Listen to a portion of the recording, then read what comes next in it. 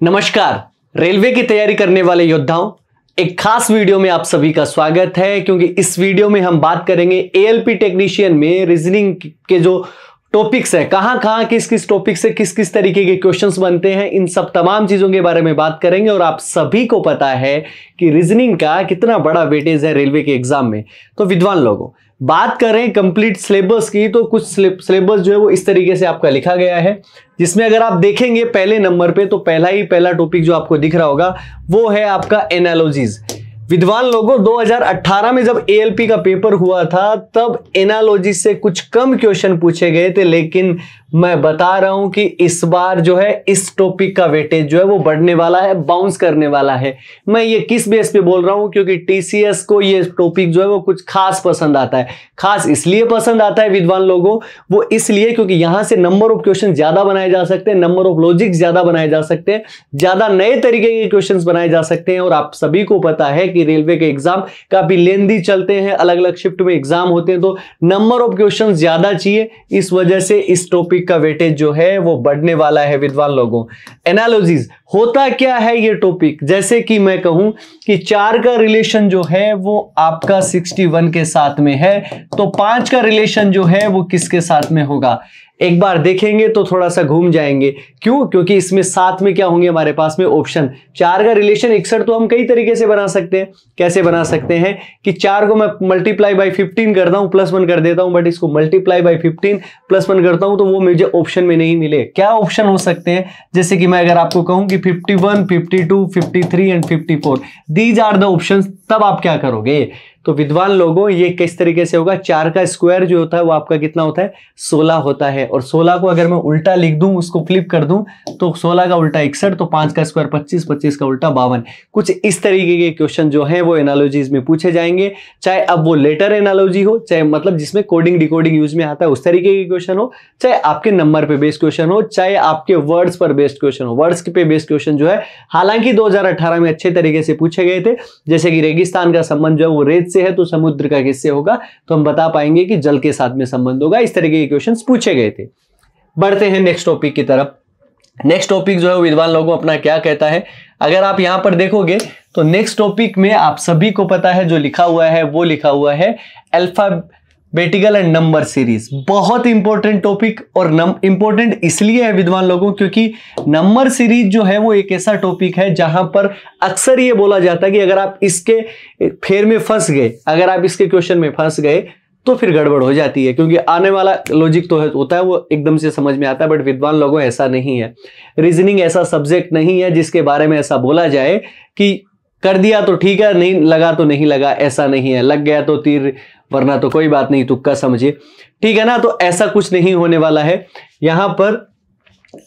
Number series, अगर आपके पास में लॉजिक बढ़िया है, अगर आपके पास में अप्रोच बढ़िया है किसी भी क्वेश्चन को करने की, उसको डील कैसे किया जा सकता है, अगर आपको ये पता है तो आप बहुत अच्छे से कर सकते हैं। और अगर नहीं भी पता है विद्वान लोगों तो घबराइए मत, उसके लिए मैं हूं आपके लिए कंप्लीट। मैं आपके लिए सिलेबस लेके आऊंगा, एक एक चीज डेप्थ में सिखाऊंगा, उसके लिए आप जो है वो निष्फिक्र हो सकते हैं। बिल्कुल चिंता करने की जो है वो जरूरत ही नहीं है।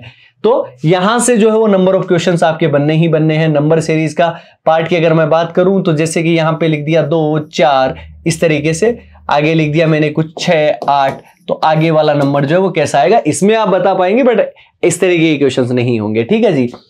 इसके बाद में कोडिंग डिकोडिंग, बहुत इंपॉर्टेंट चैप्टर, और 2018 के बाद में कोडिंग डिकोडिंग की, यहां तक कि 2023 जो है अब आ चुका है, तो कोडिंग डिकोडिंग के लेवल को भी जो है वो अब अपने को अप करना पड़ेगा। सिर्फ प्लस माइनस से जो है वो काम नहीं चलेगा कि कुछ लेटर में प्लस कर दिया कुछ में माइनस कर दिया तो अपना आंसर जो है वो आ जाएगा। अब नए लॉजिक अपने को तलाश करने पड़ेंगे, क्योंकि नए लॉजिक जो है वो कई एग्जाम्स में जो है वो पूछे गए हैं, जैसे कि चाहे वो वोवल कॉन्सोनेंट का हो, स्वर व्यंजन के हो, आरोही अवरोही क्रम के लॉजिक हो, चाहे आपके इसके अलावा सम और विषम संख्याओं के लॉजिक हो, या कुछ इलॉजिकल भी बनते हैं। इसके साथ साथ में नंबर कोडिंग के कुछ बेहतरीन कॉन्सेप्ट जो है वो आपके आ चुके हैं, जिनके ऊपर जो है वो थोड़ा सा दिमाग लगाना होता है, तब जाके जो क्वेश्चंस करने होते हैं। इसके बाद में मैथमेटिकल ऑपरेशन, देखिए बोर्डमोस रूल पर आधारित होता है। इसके अंदर सिर्फ क्वेश्चन ऐसे पूछे जाते हैं 12 + 3 - 4 × 5 का जो है वो लास्ट में क्या बनेगा, प्लस माइनस को वो चेंज कर देता है। बहुत इजी सा टॉपिक होता है, आराम के साथ में जो है वो आप कर पाएंगे। नेक्स्ट टॉपिक की तरफ चलें तो ब्लड रिलेशन से बहुत, आप किसी भी शिफ्ट में अगर आप उठा के देखेंगे तो ब्लड रिलेशन का क्वेश्चन जो है वो बनेगा ही बनेगा। इसमें 3 तरीके के फॉर्मेट बनते हैं। अब चाहे वो आपका पजल पे बेस बने, चाहे वो आपका कोडेड डायरेक्शन बने, या फिर एक इमेजेस बेस्ड जो है वो ब्लड रिलेशंस होता है उनके ऊपर जो है वो बात करें, वहां से क्वेश्चन जो है वो बनता है। इसके बाद में नेक्स्ट टॉपिक की तरफ चलते हैं, स्लोगिज्म। देखिए जी, इतना प्यारा टॉपिक है, 2018 तक तो बहुत टफ लगता था, बट अब यहां पर आते आते तो इस टॉपिक को अपन हवा बना देंगे, क्योंकि एक बार अगर आप मुझसे ये टॉपिक पढ़ लेंगे तो जीवन में कभी पढ़ने की आवश्यकता नहीं पड़ेगी स्लोगिज्म का, चाहे वो कितना भी हायर लेवल क्वेश्चन बना ले, उसके बाद में अपने को दिक्कत नहीं आएगी। और सिर्फ एक रूल पर बेस जो है उस पूरे के पूरे टॉपिक को उड़ा देंगे, कोई बहुत ज्यादा बड़ी चीज नहीं है। इसमें कैसे क्वेश्चन होते हैं, जैसे कि कुछ ए बी है, कुछ बी सी है, और उसके बाद में आपको रिलेशन जो है वो निकालना पड़ेगा, वेन डायग्राम की मदद से जो है वो करेंगे। और इसी से जुड़ा हुआ टॉपिक जो है वो आपका यहाँ पे लिखा हुआ है, वो आपका क्या है, वेन डायग्राम। वेन डायग्राम के टॉपिक में आपको वर्ड देगा, 3 मीनिंगफुल वर्ड देगा, जैसे कि भारत दे दिया, नई दिल्ली दे दिया, और इसके साथ में पाकिस्तान दे दिया। तो इनका आपस में जो रिलेशन है वो क्या बनेगा, तो आप आराम के साथ में निकाल पाएंगे। किस तरीके से करते हैं वो सब चीजें अपन कॉन्सेप्ट में जब जब टॉपिक को पढ़ेंगे तब अपन बात कर लेंगे। इसके साथ साथ इसके बाद में एक टॉपिक जो है वो कुछ आपको नया सा नाम लग रहा होगा, वो आपको दिख रहा होगा, जंबलिंग। विद्वान लोगों, ये टॉपिक का नाम ही नया है, बट इसमें है कुछ ऐसा है नहीं।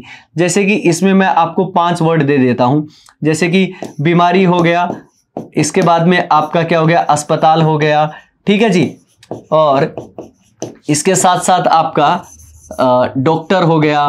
तो इस तरीके के नाम जो है वो मैं आपको देता हूं, और इनको एक क्रम में सजाना होता है कि किस तरीके से सबसे पहले आपकी बीमारी होगी, बीमारी के बाद में अस्पताल जाएंगे, अस्पताल में डॉक्टर मिलेगा। इस तरीके के क्वेश्चन जो है वो पूछे जाते हैं। वेन डायग्राम के बारे में हम डिस्कस जो है वो कर चुके हैं। लेकिन ये वाला जो पार्ट है, ये इतना जो पार्ट है, इस साइड वाला जो पार्ट है, वो लॉजिक पर बेस जो है वो आधारित होता है। अगर आपकी लॉजिक्स पर पकड़ अच्छी है तो ये वाले क्वेश्चन जो है वो आप आराम के साथ में बना पाएंगे, कहीं दिक्कत नहीं आएगी। इसके बाद वाला पार्ट, ये वाला जो पार्ट आपको दिखाई दे रहा है, इसमें जो है वो कुछ खास चीजें हो जाती है। खास चीजें क्यों? क्योंकि ये वाला पार्ट जो है इसको कहा जाता है डीएस, ये वाला topic, data interpretation and sufficiency, आंकड़ों की पर्याप्तता या अपर्याप्त जिसको आप कहें। तो विद्वान लोगों, इसमें क्या क्वेश्चन बनते हैं? अब यहां पर वो सिर्फ और सिर्फ आपका जो वो रीजनिंग का टेस्ट नहीं लेता, यहां पर एक मैथ के क्वेश्चन की डीएस बन के एवरेज के क्वेश्चंस की 2018 में जो है वो इस तरीके के क्वेश्चन आपसे पूछे गए, एवरेज तक आपको निकालना पड़ा। हालांकि उसको उत्तर से मतलब नहीं होता, बट स्टेटमेंट देगा कि इस स्टेटमेंट से आंसर आ जाएगा, कि इस स्टेटमेंट से आंसर आ जाएगा। और विद्वान लोगों, ये वाला टॉपिक अपने लेवल को जो है वो बना के रखेगा। यहां से क्वेश्चन जो है वो आने ही आने और भरपूर मात्रा में आने वाले हैं। लेकिन जिस टॉपिक से, जिन चीजों से रेलवे को सबसे ज्यादा मोहब्बत है, आप कहें कि जिन टॉपिक से विशेष प्रेम है, वो उसको मैंने अंडरलाइन किया, that is conclusion and decision making. अब इसके अंदर कौन कौन से पार्ट आते हैं? लॉजिकल रीजनिंग का पार्ट है, जिसमें स्टेटमेंट कंक्लूजन यानी कि कथन निष्कर्ष, स्टेटमेंट अजम्पशन यानी कि कथन पूर्व धारणा, स्टेटमेंट, इसके बाद में एक्शन हो सकता है, कथन और कार्यवाही जो है वो आपका हो सकता है, स्टेटमेंट आर्ग्यूमेंट, कथन और तर्क, इस तरीके के टॉपिक। और यहां से जो है वो क्वेश्चन को डिडक्ट करना और उसको करना थोड़ा सा मुश्किल काम हो जाता है, क्योंकि ये काम जो है वो रीडिंग स्किल पे डिपेंड करता है। अगर आपकी रीडिंग पावर अच्छी है, अगर आपको पढ़ाया बहुत अच्छे तरीके से गया है, तब जाके आप इनके टॉपिक को जो है वो कवर कर पाएंगे। तो विद्वान लोगों, इनके बारे में हम कंप्लीट वीडियोस जो है वो लेके आने वाले हैं। घबराने की कोई जरूरत जो है वो है नहीं, क्योंकि एएलपी के एग्जाम में अगर मैं बात करूं तो फर्स्ट एग्जाम में जो है वो 25 क्वेश्चन आपके पूछे जाएंगे, सीबीटी फर्स्ट में, ऐसे ही सीबीटी सेकंड में, तो उनसे घबराने की जरूरत है नहीं। इसके बाद में आपका एनालिटिकल रीजनिंग, और ये भी जो है वो इसी का जो है वो पार्ट रहेगा। क्लासिफिकेशन, क्लासिफिकेशन में आपको क्या होता है कि 4 वर्ड दे देता है, चाहे वो आपका कोई मीनिंगफुल वर्ड दे दे, जैसे कि हिंदी के कोई शब्द दे दे, या फिर कुछ लेटर्स दे दे, या कुछ नंबर्स दे दे, उनके बीच में 3 जो है वो एक जैसे होते हैं और एक को अलग छांटना होता है। ये क्लासिफिकेशन होता है, इसको कहते हैं हम वर्गीकरण। ठीक है जी, तो ये आपका हो गया वर्गीकरण। डायरेक्शन यानी कि दिशा वाले क्वेश्चन जो है वो आपके बनते हैं। एक क्वेश्चन आपके एग्जाम में बन सकता है डायरेक्शन का, और आराम के साथ में उसको डील किया जा सकता है, क्योंकि ये एक बार जो है वो पढ़ने वाले टॉपिक है। आगे आते हैं स्टेटमेंट आर्ग्यूमेंट, जैसे कि मैंने आपको बताया कि एक लॉजिकल रीजनिंग का पार्ट इसी से जुड़ा हुआ, और अजम्पशन भी जो है वो इसी से जुड़ा हुआ। तो मतलब ओवरऑल जो कहानी जो है वो इसी के आसपास जो है वो आपकी घूमेगी, और इन्हीं से जो है वो बार बार क्वेश्चन जो है वो पूछे जाएंगे। अब अपने को खास ध्यान क्या क्या रखना है रीजनिंग को पढ़ते टाइम। देखिए, सबसे पहला काम होता है कि आप लॉजिक पर जो है वो पकड़ अच्छी बनाएं। अब लॉजिक पर पकड़ जो है वो कैसे बनेगी, क्योंकि नंबर्स को अगर आप पहचानना नहीं सीखेंगे, नंबर्स के साथ में अगर आप फेमिलियर नहीं होंगे तो रीजनिंग में आपको दिक्कत आएगी। आप फेमिलियर कैसे हो सकते हैं रीजनिंग में, तो विद्वान लोगों, प्रैक्टिस जो है वो सबसे बड़ा हथियार है रीजनिंग को मजबूत बनाने का। क्या होता है, अक्सर एक बार हम रीजनिंग पढ़ लेते हैं, हमें लगता है कि रीजनिंग आ गई, और जैसे हम रीजनिंग को छोड़ते हैं तो वो आपका टाइम जो है वो ज्यादा ले लेता है। रीजनिंग ज्यादा टाइम लेने वाला सब्जेक्ट नहीं है, कम टाइम में आपको सबसे ज्यादा नंबर देने वाला सब्जेक्ट है। तो आपके जो सक्सेस की जो रास्ता है उसको बहुत हद तक जो है वो तय करने में रीजनिंग जो है वो बहुत बड़ा फैक्टर जो है वो पैदा करेगा। एक अलग ही लेवल पे जो है आपको रीजनिंग जो है वो लेके जाएगी। तो विद्वान लोगों, इजी सब्जेक्ट समझ के, कि ऐसा नहीं कह रहे यार रीजनिंग है अपन ऐसे उड़ा लेते हैं, नहीं विद्वान लोगों, एक एक डेप्थ में चीजें हैं वो पढ़नी है। अब लॉजिक में जो है वो कौन कौन से टॉपिक अपने को ज्यादा पढ़ने चाहिए, कोडिंग डिकोडिंग, संकेतबद्धता जिसको कहते हैं, इसके अलावा नंबर सीरीज, ठीक है जी, और इसके अलावा आपका एनालॉजी ये वाला पार्ट, और इसके अलावा आपका क्लासिफिकेशन, और सीरीज से ही जुड़ा हुआ आपका क्या कह सकते हो कि मिसिंग नंबर। इन टॉपिक पर अगर आप पकड़ बना लेंगे तो आपका काम जो है वो आसान हो जाएगा। ये वाला टॉपिक जो है विद्वान लोगों, ये सारा सिलेबस, ये आपका मैंने वर्बल रीजनिंग करवा दी है और लॉजिकल रीजनिंग करवा दी है। एक पार्ट और बच जाता है सिलेबस के अंदर, वो है non verbal. Non verbal reasoning से क्वेश्चन पहले भी पूछे गए थे, अब भी पूछे जाएंगे, और नॉन वर्बल में मैं आपको एक खास जो है वो काम बताने वाला हूं कि नॉन वर्बल में अपने को क्या क्या ध्यान रखना है, कौन कौन से टॉपिक आते हैं। मिरर एंड वोटर इमेज, यानी कि घड़ी का दर्पण हो सकता है, या फिर आपको किसी आकृति का जो है वो पूछ सकता है, तो मिरर एंड वोटर इमेज से क्वेश्चन जो है वो बनने ही बने। एम्बेडेड फिगर जिसको कहा जाता है, मतलब ये छुपी हुई आकृति खोजना, इस वाले टॉपिक से जो है वो आपको क्वेश्चंस बनेंगे। इसके अलावा पेपर कटिंग या फोल्डिंग से क्वेश्चंस बहुत कम देखने को मिलते हैं रेलवे के एग्जाम में, लेकिन फिगर सीरीज से रिलेटेड जो क्वेश्चन जो है वो आपका आ सकता है। और इस बार के लिए एक महत्वपूर्ण टॉपिक और मैं बता देता हूं, वो यही वाला टॉपिक जिसके बारे में मैं बात कर रहा हूं, दैट इज फिगर सीरीज। यानी कि आपको आकृतियां दी जाएंगी, जैसे कि नंबर दिए जाते हैं तो किस तरीके से बढ़ रही हैं, तो फिगर दे देगा आकृति और उसके बारे में किस तरीके से बढ़ेगी, इन सब चीजों के लिए। अब आपका सवाल होगा, सर आपने सिलेबस बता दिया, ठीक है 25 क्वेश्चंस आएंगे, हम 25 क्वेश्चन डील भी कर लेंगे, चलिए ये टॉपिक है, ये भी हो गया, आप तैयारी कहां पर करें। तैयारी जिस पर आप वीडियो इस टाइम देख रहे हैं विद्वान लोगों, आपको क्या करना है, इस टीम के साथ मिशन ज्ञान, रेलवे एग्जाम बाय मिशन ज्ञान आपके लिए कंप्लीट सिलेबस जो है वो आपको करवाएगा लगातार, चाहे आपकी वो प्रैक्टिस में काम आने वाली पीडीएफ हो, चाहे वो सिलेबस की क्लास हो, चाहे वो इंट्रोडक्शन क्लास हो, चाहे वो इसके अलावा आपके डाउट क्लासेज हो, हर तरीके का जो रोल है वो मिशन ज्ञान अदा करेगा।